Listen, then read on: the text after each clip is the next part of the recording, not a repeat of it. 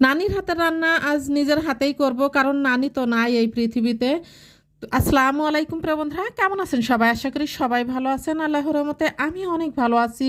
তো দেখেন, এই রান্নাটার জন্য এখানে নিয়েছি আলু, পটল, এই 2-3টা ফুলকপির ফুল নিয়েছি, আর 4 টুকরো মাংস নিয়েছি। আর আমি ফুলকপি, আলু আর এই পটলগুলো এভাবে কেটে নিয়েছি। কেটে কিভাবে কেটেছি দেখেই বুঝতে পারছেন। তো আমি এখন তেলের উপরে সামান্য হলুদ লবণ দিয়ে ভেজে নেব। আর এখানে 4 টুকরা মাংস নিয়েছি। এই এই রান্নাটা আপনারা যে কোনো মাংস দিয়েই করতে পারবেন, তবে দেশি মুরগি, ব্রয়লার মুরগি দিয়েও করতে পারেন। তো আমি এখানে যেই মুরগিটাই যে শক্ত, ওই যে খাসি মুরগি বলে, এই মুরগির মাংস 4 টুকরা দিয়ে রান্নাটা করেছি। তো বিশ্বাস করেন, মনে হয় আমার নানির হাতের রান্নাটাই হয়েছে, একদমই সেম সেম। এত পরিমাণ ভালো লেগেছে। আমি যা রান্না করি সত্যি খেতে খুব বেশি ভালো লাগে না, বেশ কিছুদিন ধরেই এমনটাই হয়েছে। তো মায়ের মুখে শুনেছি নানি নাকি খুবই দারুণ করে রান্নাটা করতো।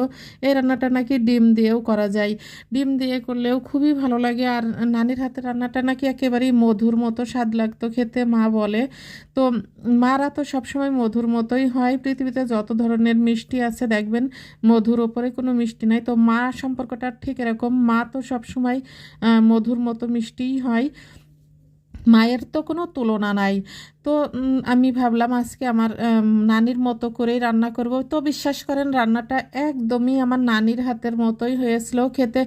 একদমই ভিন্ন একটা স্বাদ পেয়েছিলাম, যে মানে ভুলার মতো না। মুখে যেন স্বাদ লেগে আছে এই খাবারটা খাওয়ার পর থেকে।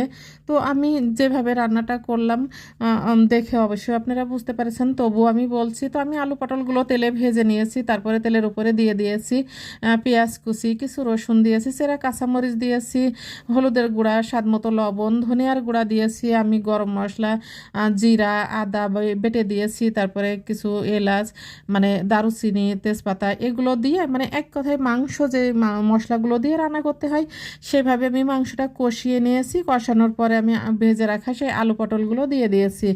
আর এই রান্নাটা খেতে যে কি পরিমাণ ভালো হয়েছিল সত্যি, মানে আপনারা না খেলে বিশ্বাস করবেন না। আপনারা এভাবে অবশ্যই খেয়ে দেখবেন যে কতটা ভালো লাগে।